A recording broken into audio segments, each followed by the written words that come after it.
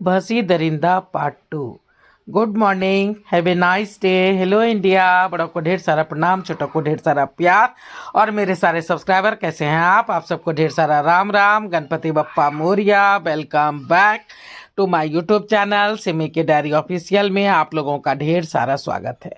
दोस्तों, भैंसी दरिंदा इसका थोड़ी सी लंबी कहानी थी। मैंने तो सोचा कि एक ही में ख़त्म कर दूंगी, लेकिन 2 पार्ट के रूप में आप लोगों के समक्ष डाल रही हूँ और एक ही दिन में दोनों एपिसोड डाल रही हूँ। तो देखिए कैसा लगता है। कुमुद से किसी की भी कोई दोस्ती नहीं थी। वो हमारी सीनियर थी। हम आईएससी में थे और वो बीए कर रही थी। जब हम दोनों कुमुद के पास पहुंचे तो वो रो रही थी। हमें देख मुस्कुराई और बोली, अरे तुम लोग जाओ यहाँ से, कोई देख लेगा। नहीं दीदी, तुम कोई पापी नहीं हो। पापी तो तुम्हारा बाप है, पूरा दुनिया को पता है। अपनी माँ को क्यों नहीं बताती हो? मैंने गुस्से में एक ही सांस में कह डाला। कुमुद दर्द भरी मुस्कुराहट मुस्कुरा करके बोली, सबको सब कुछ पता है क्या? मैं चीख पड़ी। सभी मुझे देखने लगे। कुमुद ने कहा कि तू लिखती है ना, आज मैं अपनी पूरी कहानी तुम्हें सुनाती हूँ। तुम जरूर लिखना ताकि दुनिया की आंखें खुल सके। हम जैसी बहू बेटियां जो अपने ही घर में सुरक्षित नहीं हैं, हमारे रक्षक ही हमारे भक्षक बने हुए हैं, बन के बैठे हैं। ऐसे में किसी से क्या उम्मीद करें अपने रक्षा की और अपने मान सम्मान की। तुम जरूर लिखना। कुमुद ने कहना शुरू किया कि मैं 3 बहन 2 भाई हूँ। मैं सबसे बड़ी हूँ। बचपन से पापा मुझे बहुत प्यार करते थे। सबसे ज़्यादा अच्छे अच्छे कपड़े खिलौने मुझे मिलते। पापा मुझे लेकर बाहर घुमाने ले जाते, सिनेमा दिखाते, तरह तरह की चीज़ें खिलाते। मैं जो मांगती सो मिलता। सभी भाई बहन मुझसे डरते, चिढ़ते और जलते। माँ को भी अच्छा नहीं लगता था घर में पर मैं बहुत खुश थी कि पापा घर में सबसे ज़्यादा मुझसे प्यार करते हैं। मैं धीरे धीरे बड़ी हो रही थी, पर मेरी समझ में कुछ भी नहीं आता था। पापा कभी सिनेमा हॉल में, कभी घर में, कभी अकेले पाके, कभी छत पे, तो कभी बाहर खेत मैदान में ले जा करके मेरे साथ गलत सलत हरकतें करते। मैं दर्द से करहा उठती, पर मैं किसी को भी कुछ भी नहीं बता पाती। मेरी समझ में नहीं आता कि ये सब क्या हो रहा है। पापा हमेशा मुझे डराते रहते, धमकाते रहते और कहते कि किसी को भी कुछ नहीं बताना, किसी को भी कुछ नहीं बताना। मैं दर्द से करहा उठती, चिखती चिल्लाती, तो वो कहते कि मैं प्यार करता हूँ तुमसे, बहुत प्यार, मम्मी जैसा प्यार। कुमुद बोल रही है कि मेरी समझ में कुछ भी नहीं आता था। मैं कुछ भी नहीं समझ पाती थी। जब कभी माँ, भाई बहन शादी ब्याह या छुट्टियों में कहीं बाहर जाते तो पापा मुझे साथ नहीं जाने देते। कहते कि बड़ी है, मेरा खाना पीना देख लेगी, खाना पीना बना दिया करेगी। मुझे भी इतने दिन पहले से छुट्टी नहीं मिलेगी। हम दोनों बाप बेटी बाद में आ जाएंगे, तुम लोग जाओ। समय बीतता जा रहा था। माँ खुशी खुशी नानी घर और मौसी घर जाती रही और चली जाती थी पापा के ऐसा कहने से। समय बीतता जा रहा था कि एक दिन माँ ने छत पे हम दोनों को पकड़ लिया। रोना धोना, चिखना चिल्लाना शुरू कर दिया। अगल बगल के छत पे भी लोग सोए थे। सभी जाग चुके थे। पापा मम्मी को खींचते हुए नीचे ले गए। मैं भी रोते रोते वहां पहुंच गई। सभी भाई बहन सोए हुए थे। कुमुद बोल रही है कि मेरी भी समझ में कुछ नहीं आ रहा था कि क्या हो रहा है। जब पापा मम्मी को प्यार करते हैं तो ठीक, मुझे किया तो इतना बकेड़ा क्यों? ठीक कहते थे पापा कि किसी को कुछ मत बताना। कुमुद बोल रही है कि मैं रोई जा रही थी, मैं जार जार रोई जा रही थी। मेरी कुछ भी समझ में नहीं आ रहा था और मम्मी पापा के बीच में काफ़ी लंबी फाइट हो रही थी। दोनों लड़ रहे थे, झगड़ रहे थे, पर मुझे कुछ भी समझ में नहीं आ रहा था। मैं सिर्फ रोई जा रही थी, सिर्फ रोई जा रही थी। मम्मी ने चीखते हुए कहा कि तुम्हें शर्म नहीं आती ऐसी हरकतें करते? अरे कोई अपनी बेटी के साथ ऐसा करता है क्या? तुमने इसकी जिंदगी बर्बाद कर दी। तो ये प्यार का दिखावा सब इसीलिए था? छी छी छी छी, तुम डूब मरो कहीं। ला, तुम अपनी बंदूक दे, आज तो मैं तुम्हें गोली मार दूंगी। मम्मी ने पास में ही पड़े हुए पापा की बंदूक उठा ली और पापा को मारने के लिए करने लगी। कुमुद बोल रही है कि दोनों में छीना झपटी हो रही थी। बंदूक कभी मम्मी के हाथ तो कभी पापा के हाथ आ रहे थे। फिर बंदूक पापा ने पकड़ ली। तू क्या मारेगी? मैं ही मार डालूंगा तुम्हें। पापा ने पिस्तौल तान ली और कहा कि ये मेरी नहीं, तुम्हारे यार दीपक की बेटी है। सब पता है मुझे। तू क्या समझती है कि तेरे रूप पे मोहित होकर के मैंने शादी की थी?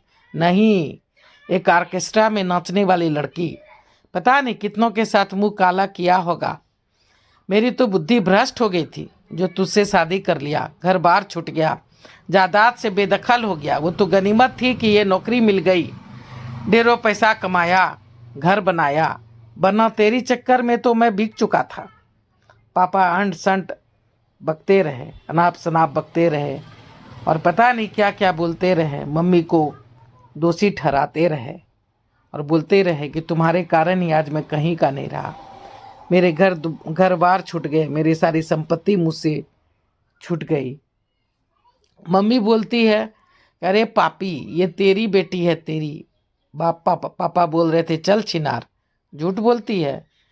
अरे तेरा पूरा खानदान ही चरित्रहीन है, तभी तो माफ़ कर दिया तुझे। और करते भी माफ़ क्यों नहीं तुम्हें? तू कमा के जो खिलाती थी। पर मेरे परिवार वालों ने तो मुझे माफ़ नहीं किया ना, तुम्हारे कारण। मेरे परिवार वालों ने नहीं माफ़ किया मुझे। तू पेट से थी, फिर भी मैंने शादी की। किस लिए? कभी सोचा? इसी दिन के लिए कि जब ये जवान हो जाएगी तो मेरे मज़े ही मज़े होंगे। मैंने अपने मज़े के लिए, अपने बुढ़ापे के लिए इसे नहीं मारा, इसे दुनिया में आने दिया, इस पे इतना खर्च किया, इसे इतना प्यार किया। क्यों? सिर्फ और सिर्फ अपने सुख के लिए। समझी? नहीं समझी तो समझ लो कि मैंने सिर्फ अपने सुख के लिए इसे पाला पोसा और इसके ऊपर इतने खर्च किए और इसे इस दुनिया में लाने दिया। तुमको घर छोड़ के जाना है तो जा, अपने सब बच्चों को भी ले जा। कहाँ जाएगी, क्या करेगी, कैसे उसे पालेगी, तुम जानो। मुझे तो बस इससे मतलब है और किसी से नहीं। तुम्हें तुम्हारे घर से इतने दूर लाया, इतने इज्जत तुझे दिए, इतना सुख दिए, यहाँ कोई नहीं जानता तुम्हारे अतीत के बारे में। अगर मुझे बदनाम करोगी तो तुम्हारा भी काला चिट्ठा खोल दूंगा। फिर देखता हूँ इस उम्र में कहाँ जाती हो, क्या करती हो। फिर देखता हूँ कौन साधु और कौन पापी बात करती है। दोनों में बहुत ही घमासान लड़ाई हो रही थी। दोनों एक दूसरे को काट खाने के लिए दौड़ रहे थे। दोनों बहुत देर तक लड़ते रहे। कुमुद बोली कि मुझे कुछ समझ में नहीं आ रहा था। झगड़ा सुनकर के भाई बहन भी जग गए थे। उन लोगों के जगने से माता पिता ने किवाड़ बंद कर लिया था, लेकिन लड़े जा रहे थे। अब सब पता चल गया तुमको तो अच्छी बात है, मैं भी टेंशन फ्री हो गया। अब जैसा मैं चाहूँगा वैसा ही करूँगा। किसी को बताओगी तो सबको मार डालूंगा। मैं दरोगा हूँ, कुछ नहीं बिगड़ेगा मेरा। सोच लो, चुप रहना है या मरना है। फिर पापा ने माँ को भरपेट पीटा और उसके सामने ही मेरे साथ बलात्कार किया। माँ रोती रही पर कुछ न कर सकी। कुमुद फूट फूट कर रोने लगी। सबों को उसको संभालना बहुत ही मुश्किल हो रहा था। कुमुद आज अपने मन के सारे विकार को बाहर निकाल करके कुछ हल्का तो महसूस कर रही थी, पर आज अपने मुंह से अपने बारे में बता करके उसे बहुत बुरा भी लग रहा था और कुछ सुकून सा भी लग रहा था। उसे ऐसा लग रहा था जैसे मानो छाती पे जो भार पड़ा था वो हल्का हो गया। कुछ देर रुक करके फिर उसने कहना शुरू किया कि अब तो सभी भाई बहन भी इस बात को जानते हैं। दादी घर से तो नाता रिश्ता टूट चुका है, वो लोग तो पापा को माफ़ नहीं किए हैं, इसलिए दादी के घर से तो कोई आता जाता नहीं है। पर नानी घर वालों को भी सब कुछ पता है। 24 साल की हो चुकी हूँ, पर जानती हूँ मेरा बाप मेरी शादी कभी नहीं करेगा। मेरी एक बहन की शादी वो कर चुका है और दूसरी की होने वाली है। वही सब सोच करके यहाँ मैं बैठी रो रही थी। सबों को सब कुछ पता है, दूसरी की शादी होने वाली है, सबको सब पता है, पर बाप दरोगा है इसलिए सब डरता है। मेरी बहनें कॉलेज नहीं आई, बस मैट्रिक पास किया है, उतना ही पढ़ा है, पर मेरा बाप मुझे पढ़ा रहा है ताकि घूस दे करके कहीं नौकरी लगा सके, ताकि उसके रिटायर होने के बाद और उसके मरने के बाद मैं भूखे ना मर सकूं। थोड़ी देर बाद फिर कुमुद ने कहा, पता नहीं माँ की बात सही है या गलत, पर मैं भगवान से यही प्रार्थना करती हूँ कि सचमुच में मैं माँ के यार दीपक की ही बेटी हूँ, हो तो अच्छा। क्या मतलब? अरे बाप तो बाप होता है, सगा और सौतेला क्या। वो बहसी दरिंदा है, झूठ बोलता है। कुमुद फिर दर्द भरी मुस्कुराहट मुस्कुरा के बोली, मुझे लगता है कि शायद वो ठीक ही कहता है, तभी तो दोनों छोटी बहनों की शादी करा दी। पर मेरे बारे में नहीं सोचा, मेरी शादी नहीं कराई, और मुझे लगता भी नहीं कि मेरी शादी वो कभी कराएगा। इसलिए मुझे तो लगता है कि मैं सच में उसकी बेटी नहीं हूँ। बाकी सारे बच्चे उसके हैं लेकिन मैं नहीं। मैं जब ऐसा सोचती हूँ तो मुझे अच्छा लगता है कि चलो कोई बात नहीं, अपना बाप नहीं है, सौतेला है, इसलिए सताता है। पर तुम्हारी माँ जो कहती है कि वो तुम्हारा सगा बाप है, पुष्पा बोल पड़ी। कुमुद फिर से बोलती है, अरे माँ का क्या है पुष्पा, वो अपनी सोचे, अपने बच्चों की सोचे या मेरी सोचे।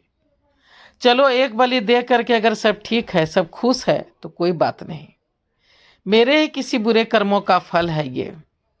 अब तो मैंने भी किस्मत से समझौता कर लिया है। पढ़ने में मन नहीं लगता है, 3-4 बार फेल हो चुकी हूँ, पर नौकरी के लिए ग्रेजुएशन जरूरी है। फिर घर से भी थोड़ी देर दूर रहती हूँ तो अच्छा लगता है, वरना घर काटने दौड़ता है। माँ मुझे ही गाली देते रहती है, मानो मेरी ही गलती हो। कुमुद फिर से सिसक पड़ी। हम सभी फूट फूट कर रो पड़ी। मैं बार बार रोए जा रही थी और यही सोच रही थी, क्या दुनिया ऐसा है, क्या ऐसा भी होता है। दोस्तों, पता नहीं कुमुद का क्या हुआ, उसे नौकरी मिली या नहीं, वो अभी जिंदा भी है या नहीं, उसका पापी बाप मरा या नहीं, मुझे कुछ भी नहीं पता। क्योंकि सचमुच में हमारे पापा की नौकरी थी और 4 साल के बाद ट्रांसफ़र हो गया था और हम लोग उस शहर को छोड़ के चले आए थे। मैं तो सब कुछ भूल चुकी थी दोस्तों। पता नहीं कैसे ये 40 साल पुराने किस्से मुझे याद आ गए और मैंने इसे लिख डाला। दोस्तों, जिंदगी एक पहेली है, ये काफ़ी कॉम्प्लिकेटेड है। किसी के लिए सुखदाई है तो किसी के लिए कष्टदायी। ये कई रंग बदलती है और कई चेहरे पे पड़े नकाब को उठाती है, ढकती है। हर पल इंसान के एक नए रूप से हमें ये रूबरू कराती है। जिंदगी ऐसी ही है। जिंदगी काफ़ी कॉम्प्लिकेटेड है। जिंदगी ऐसी ही है। दोस्तों, वो वक्त कुछ और था, आज वक्त कुछ और है। अब लोग जागरूक हो रहे हैं, अपने अधिकार के लिए आवाज़ उठाने लगे हैं, अन्याय के खिलाफ लड़ रहे हैं। अब तो औरत के हक के लिए कई कानून बन गए हैं। फिर भी क्या घरेलू हिंसा बंद हो चुकी है? क्या अभी भी औरतें नहीं लूट रही? क्या अभी भी औरतों के साथ बुरा सलूक नहीं हो रहा? क्या हमारे यहाँ बलात्कार के केसेस बंद हो चुके हैं? दोस्तों, घरेलू हिंसा सदियों से चली आ रही है और इस तरह के किस्से और भी बहुत होंगे जहां बहू बेटियां अपने ही घर में सुरक्षित नहीं है, लूट रही है, सिसक रही है। काश रावण सदा सदा के लिए मर पाता। राम ने रावण पे विजय तो प्राप्त कर ली, पर यह विजय सदा सदा के लिए नहीं थी। अगर ये विजय सब पे लागू होती, हर किसी के अंदर का रावण मर गया होता, सिर्फ राम ही राम जिंदा होता, तो आज मेरी लेखनी इस कहानी को आपके समक्ष नहीं रखती। तो देखिए दोस्तों, इस मोटिवेशनल कहानी से सीख लीजिए। अगर ऐसी वारदातें कहीं देखने को मिलती है तो न्याय के लिए एकजुट होकर लड़िए, अपने हक और सम्मान के लिए आवाज़ उठाइए, फिर वो आप खुद हो या पीड़िता आपकी बहू बेटी। जय हिंद, जय भारत। दोस्तों, पहली बार चैनल पे आए हैं तो थोड़ा सा मुझे सपोर्ट कर दीजिए। सपोर्ट करने के लिए सब्सक्राइब कीजिए, लाइक कीजिए, शेयर कीजिए, कमेंट्स कीजिए, बेल का बटन जरूर दबाइएगा ताकि जब जब मैं वीडियो डालूंगी तो आप लोगों को नोटिफिकेशन मिल सके। अब मैं अपनी वाणी को यहीं पे विराम देना चाहती हूँ। जय भोलेनाथ, हर हर महादेव। और आप लोगों का ढेर सारा थैंक्स मेरी वीडियो को शुरू से अंत तक देखने के लिए। Thanks for watching my video. Thanks for your support. Thanks for everything. Thank you.